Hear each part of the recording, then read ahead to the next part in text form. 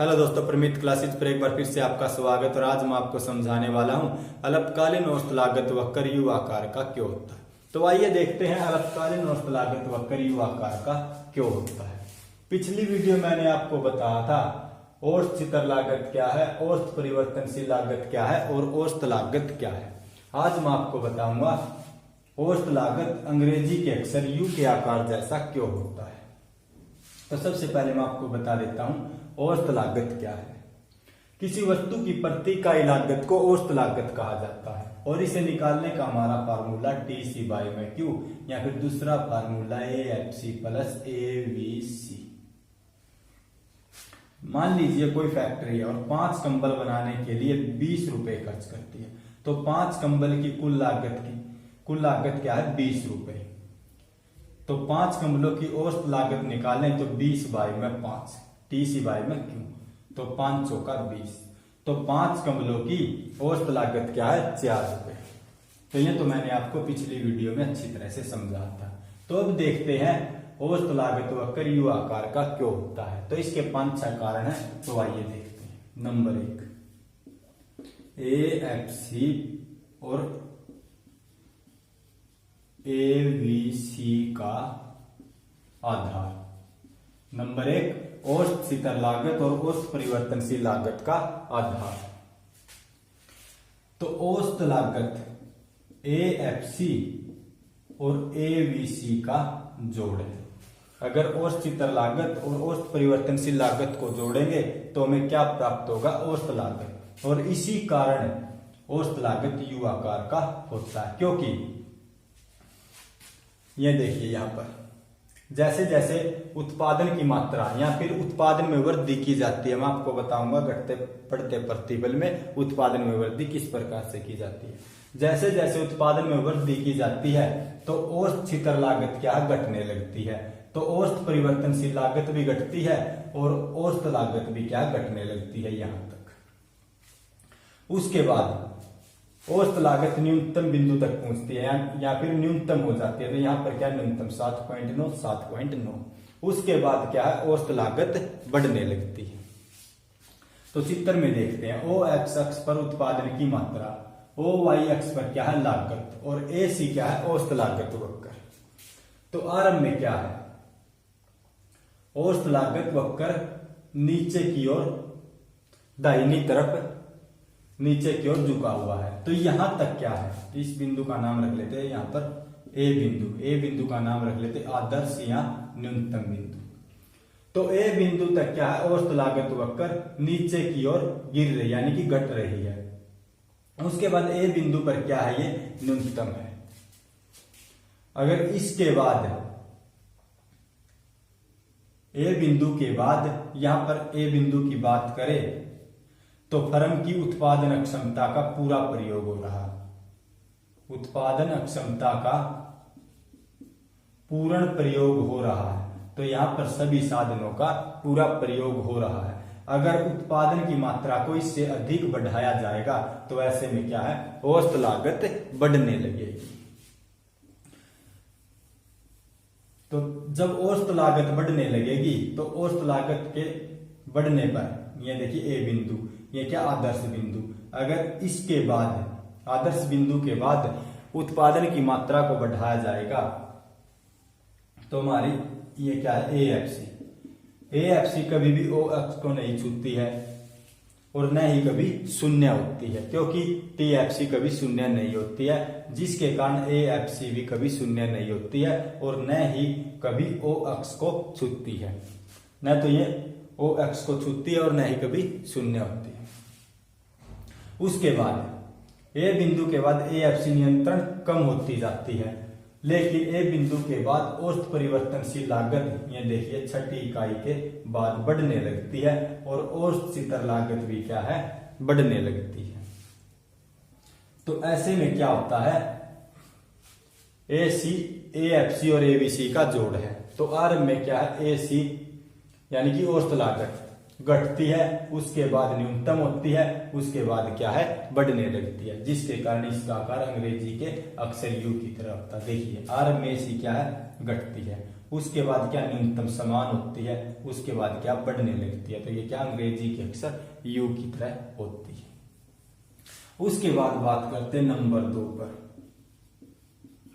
घटते बढ़ते प्रतिफल या अनुपात का आधार।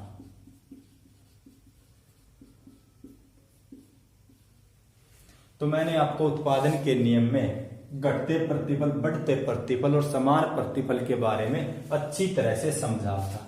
तो वहां पर हमने पढ़ा था स्थिर और परिवर्तनशील कारकों के बारे में। तो स्थिर कारक हमने क्या भूमि को लिया था और परिवर्तनशील कारक हमने श्रम को लिया था। और भूमि क्या थी हमारी, वहां पर 5 हेक्टेयर स्थिर थी। जब स्थिर कारकों के साथ परिवर्तनशील कारकों का प्रयोग किया जाता है तो स्थिर कारकों का अधिक कुशलता पूर्वक प्रयोग होने लगता है। तो मान लीजिए यहाँ पर 5 हेक्टेयर भूमि पर अगर एक श्रमिक काम करेगा तो यहाँ श्रमिक क्या कम, लेकिन अगर यहाँ पर 5 श्रमिक लगा दिए जाते हैं तो इस जो भूमि क्या है 5 हेक्टेयर स्थिर है, तो स्थिर कारकों का अधिक कुशलता पूर्वक प्रयोग होने लगेगा। तो ऐसे में क्या है, हमें बढ़ते प्रतिफल प्राप्त होंगे। तो बढ़ते प्रतिफल के कारण औसत लागत कम होती है। ये देखिए यहां से यहां तक, ये बिंदु तक औसत लागत कम होती है। तो बढ़ते प्रतिफल का नियम लागू होता है तो औसत लागत क्या कम होती है, औसत लागत क्या खर्चा है तो वो क्या कम होता है। उसके बाद अगर स्थिर कारकों के साथ परिवर्तनशील कारकों की और अधिक इकाइयों का प्रयोग किया जाए तो वहां पर हमने पढ़ा था बढ़ते प्रतिफल में 1 से लेकर 5 इकाई तक, उसके बाद समान प्रतिफल जो 6 से लेकर 10 इकाई तक था। उसके बाद अगर स्थिर कारकों के साथ परिवर्तनशील कारकों की अधिक इकाइयों का प्रयोग किया जाएगा, मान लीजिए 6 से लेकर 10, तो 10 श्रमिक क्या 10 और भूमि क्या है 5 हेक्टेयर स्थिर, तो 5 एकम 5, 5 दूनी 10, तो 1 हेक्टेयर भूमि पर 2 श्रमिक काम करेंगे। तो ऐसे में क्या है स्थिर कारकों का अच्छा प्रयोग होगा। तो जो भूमि है 5 हेक्टेयर 10 श्रमिक क्या इसका अच्छा प्रयोग करेंगे। तो सबसे बेस्ट प्रयोग कहां पर होगा, समान, जब समान प्रतिफल प्राप्त होंगे। तो यहां पर क्या है समान प्रतिफल प्राप्त होने लगेंगे तो औसत लागत यहां पर क्या समान। तो समान प्रतिफल के कारण जब समान प्रतिफल का नियम लागू होता है तो औसत लागत क्या समान। उसके बाद हमने आगे पढ़ा था 11 से लेकर 16 इकाई तक। तो हमें क्या प्राप्त होते थे, घटते प्रतिफल। क्यों प्राप्त होते थे, जब स्थिर कारकों के साथ परिवर्तनशील कारकों की और अधिक इकाइयों का प्रयोग किया जाएगा तो ऐसे में क्या है 5 हेक्टेयर भूमि पर 16 श्रमिक लगा दिए जाएंगे तो श्रमिक क्या है ज्यादा और भूमि क्या 5 हेक्टेयर स्थिर कम है। तो यहां तक समान प्रतिफल तक, तो यहां पर क्या है सभी कारकों का अच्छा प्रयोग हो रहा था, सभी कारकों का आदर्श अनुपात में प्रयोग हो रहा था। तो आदर्श अनुपात में प्रयोग होने के कारण समान प्रतिफल प्राप्त हो रहे थे।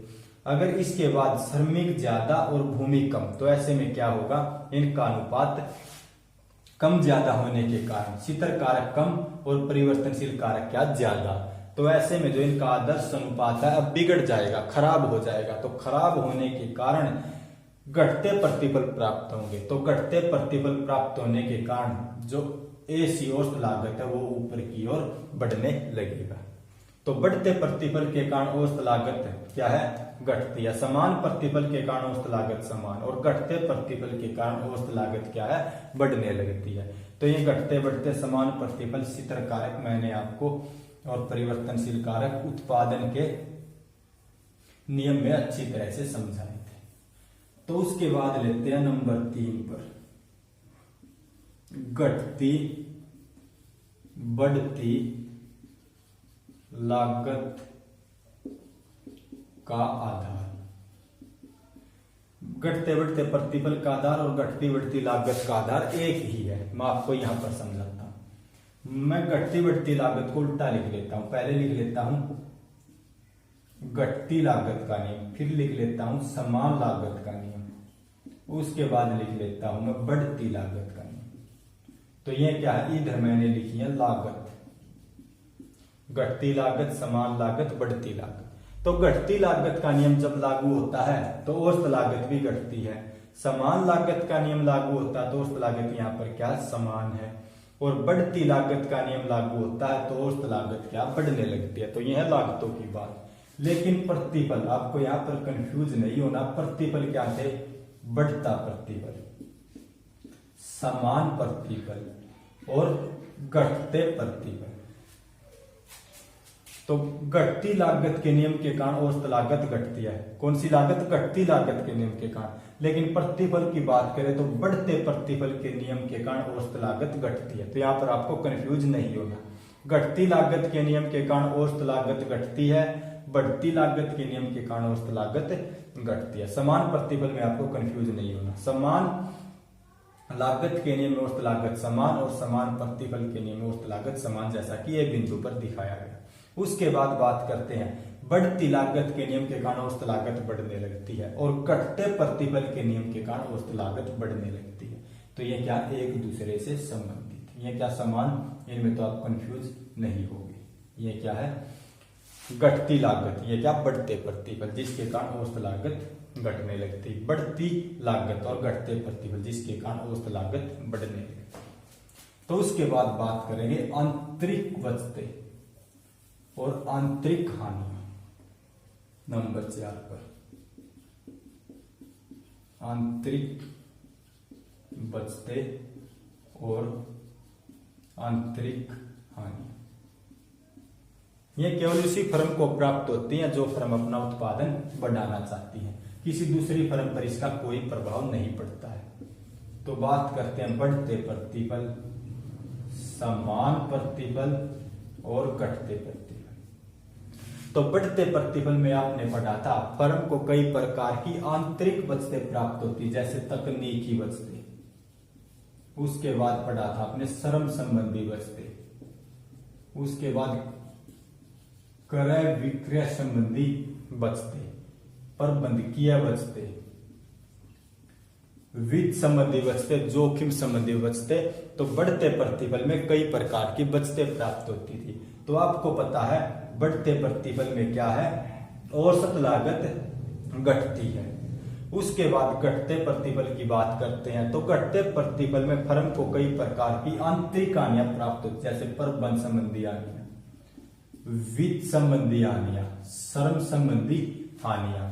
तो इन हानियों के कारण क्या है, घटते प्रतिफल का नियम लागू होता है। तो घटते प्रतिफल के नियम के कारण औसत लागत क्या है, बढ़ने लगती है। तो बीच में क्या हमारा समान प्रतिफल। जब ये बचत और ये हानियां एक दूसरे के बराबर होती हैं तो समान प्रतिफल प्राप्त होते हैं। तो समान प्रतिफल के कारण औसत लागत भी क्या है, समान होती है।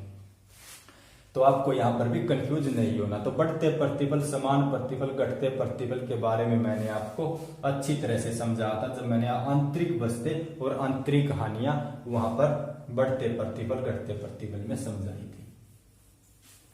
उसके बाद बात करते हैं नंबर 5 पर। प्रारंभिक अवस्था में AC वक्र का ऋणात्मक ढलान। तो ये क्या प्रारंभिक अवस्था। तो AC वक्र का ढलान कैसा है, ऋणात्मक। तो उसके बाद नंबर 6 पर लेते हैं AC वक्र का धनात्मक ढलान। बाद की अवस्था में AC वक्र का धनात्मक ढलान। तो ये क्या, ए बिंदु के बाद की अवस्था। तो ये वक्र कैसा है, धनात्मक ढलान। तो ये क्या, AC वक्र का धनात्मक ढलान। तो AC वक्र का जब ऋणात्मक ढलान है तो औसत लागत क्या कम हो रही है। जब AC वक्र का धनात्मक ढलान है तो औसत लागत क्या है, बढ़ रही है। अगर हम ऋणात्मक और धनात्मक ढलान को जोड़ेंगे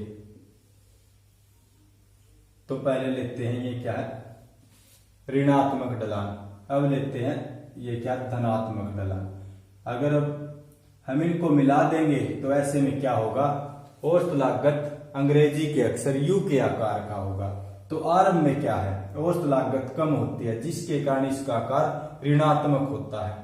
जब औसत लागत बढ़ने लगती है तो इसका आकार कैसा होता है, धनात्मक होता है, जिसके कारण औसत लागत वक्र अंग्रेजी के अक्षर यू के आकार का होता है। तो आशा करता हूं कि आपको वीडियो अच्छी तरह समझ आई होगी। अगर आपको वीडियो कहीं से भी थोड़ा सा समझ नहीं आई तो आप मुझे कमेंट करके बता सकते हो ताकि मैं और अच्छे से वीडियो बना सकूं। तो आशा करता हूं कि आपको वीडियो अच्छी तरह पसंद आई होगी। अगर वीडियो पसंद आई तो अपने दोस्तों के साथ शेयर करना, चैनल को सब्सक्राइब करना, वीडियो को लाइक करना। धन्यवाद।